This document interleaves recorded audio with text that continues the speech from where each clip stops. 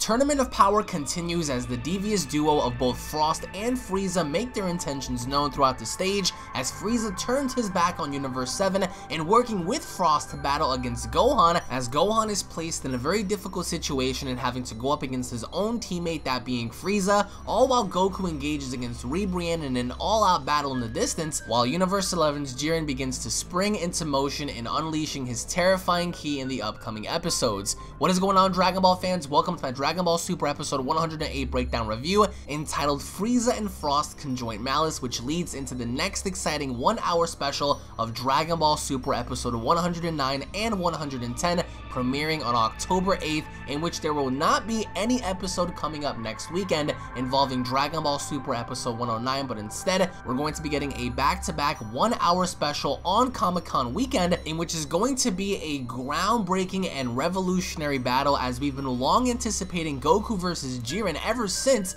the opening of the Tournament of Power, the beginning of the Universe Survival arc, as we had teases and snippets of Jiren battling Goku, and now at long last we are only 2 weeks away from the biggest battle in possibly all of Dragon Ball history, in which corresponds to the events that have transpired in Dragon Ball Super episode 108. As again, if you guys are new to this channel, be sure to go on ahead and punch that subscribe button and turn on notifications. That way you guys can be notified whenever a Dragon Ball video is posted onto this channel, in conjunction to news, information, updates, spoilers, and discussions. Hashtag notification squad to be up to date with all the latest in Dragon Ball, as Dragon Ball Super episode 109's preview showcases Goku using the Spirit Bomb against Jiren. Now, the one thing that's confirmed for Dragon Ball Super episode 109 and 110 is that Brienne, for some weird reason, is still going to remain in this tournament. However, both Goku and Jiren engage in such a ferocious battle to the point where we get to see Jiren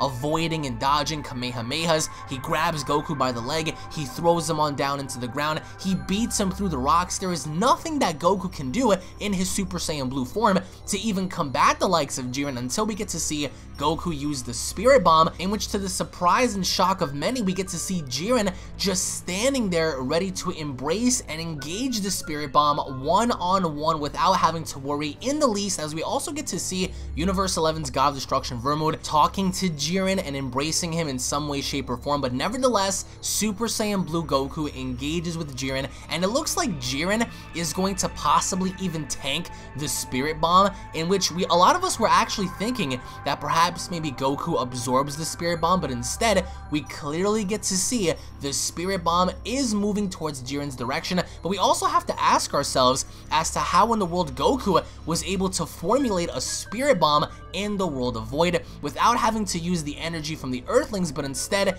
asking the question, where did Goku get the energy to use the Spirit Bomb? But also asking the question as to where Jiren stands in tanking the Spirit Bomb by himself, as we also get to witness Brienne, in which I do believe at some given point she will be eliminated. But until that goes to follow, we are going to talk about this in the overall predictions video. But nevertheless, going into Dragon Ball Super episode 108, in my opinion, certainly was a very unexpected episode. Golden Frieza was at long last introduced in the Tournament of Power. Frieza betrayed Frost in throwing him out the ring, along with seeing Ultimate Gohan spar against Golden Frieza, and Golden Frieza pretty much telling Gohan, you wouldn't be landing yourself in any sort of situation that's difficult if, of course, you use your power fully from the start. In which, as we kick the episode off, the only thing I truly disagreed with is seeing Brienne being able to keep up with a base form Goku, especially knowing how strong Goku is. I don't believe in my heart of hearts that Brienne should have lasted in this tournament.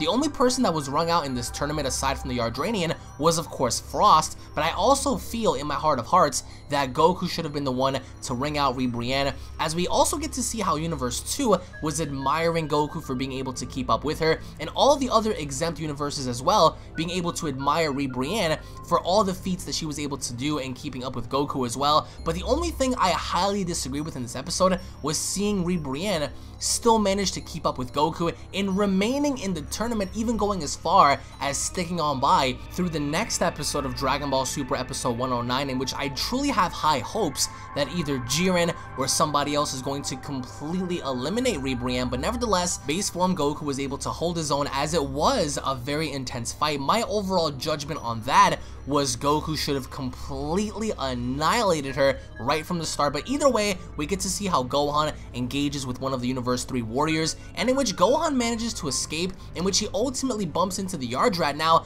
the only reason why the Yardrat was giving Gohan such a difficult time was because he was, according to Roshi, able to master the instant transmission technique, and every single time Gohan was going to do something to the Yardrat was able to not only move out the way, but deflect Gohan's attacks based on using instant transmission alone. And in the beginning of this entire battle, it looks like Frieza was, assumingly enough, going to protect and rescue Gohan, but instead, he steps out the way. Gohan begins to have a much more difficult time with the Yardrat as Frieza once again steps in and taunting the Yardrat. Now, I loved Frieza's character in this episode because you get to see an inside window of what he truly feels and reflects onto the inside. He really wanted to kill this Yardranian. Now, after Frieza had eliminated him, Frieza teams up with Frost and pretty much targeting Gohan. As Frieza battled base form Gohan, beat him down until Gohan was forced in using his full power against a final form Frieza, in which Gohan did have the upper hand until Frieza said, okay, well, since you're gonna use your full power, allow me to use mine, in which then we have Golden Frieza be introduced for the first time in the tournament. And I didn't really expect to see Golden Frieza so soon, but of course, as he engaged against Gohan, it's clear as day that Golden Frieza, in my opinion, is superior than Ultimate Gohan. Why? Because Frieza actually used a devastating kick to the back of Gohan's neck, in which completely incapacitated him to the point where Gohan was down and out. Gohan's face was lodged on down into the dirt. And I was reflecting back onto your comments as to where a lot of you guys were mocking Gohan and saying, well, so much for Gohan being on SSB level if he got put down by Golden Frieza so quick. And you guys can't deny that Golden Frieza wrecked Gohan. He did. He put him down, even though I would have to say, in my opinion, both fighters didn't really fight serious enough to see, you know, firsthand as to how far this would go. It's clear as day that despite the outcome of this, Golden Frieza emerged victorious against Ultimate Gohan. However, it was all a lie. It was all a ploy to get Frost to trust Frieza enough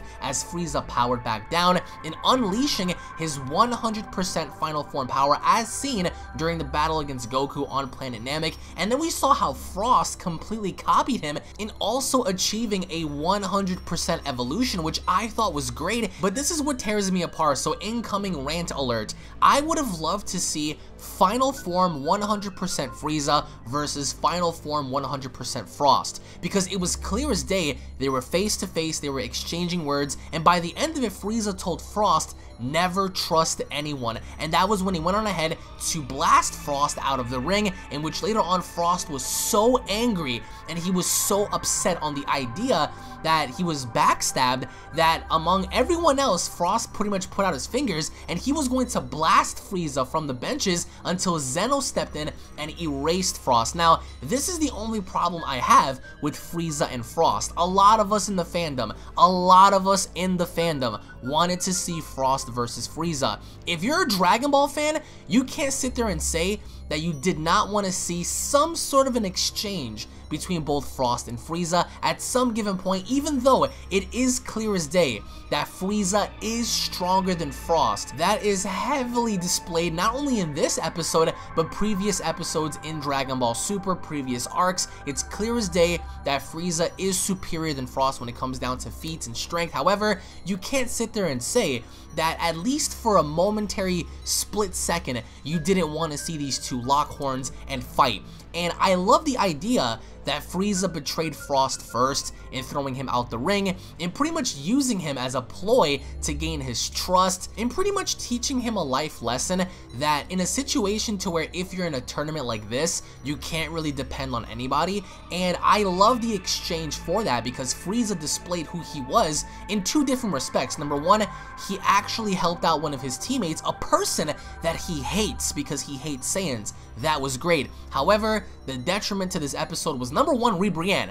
I hate Brienne. I do not like Brienne. It's not just because of the power scaling, but just her overall display in nature and her feats, and just the way she's introduced and portrayed in this Tournament of Power story. I do not like her character. I think that Vegeta should have run her out. I think that Goku should have run her out, so that was pretty much stupid. But also what I thought was a detriment to this episode is not seeing Frieza and Frost engage at least once. How awesome would it have been to see these two fight, even though the end result will be Frieza stomping out Frost? I think that this overall situation of Frost, you know, having to turn his back on Frieza and Frieza knowing this and pretty much blowing him out the ring, that was pretty much expected, but I didn't think it would happen so soon. It was great in the way it was portrayed, but I just feel that everything that happened in this episode happened a bit too quick. Now, seeing the way Frieza talked to Gohan and explaining to him more or less about using his full power and stuff, it was well needed. I thought it was pretty cool to see because,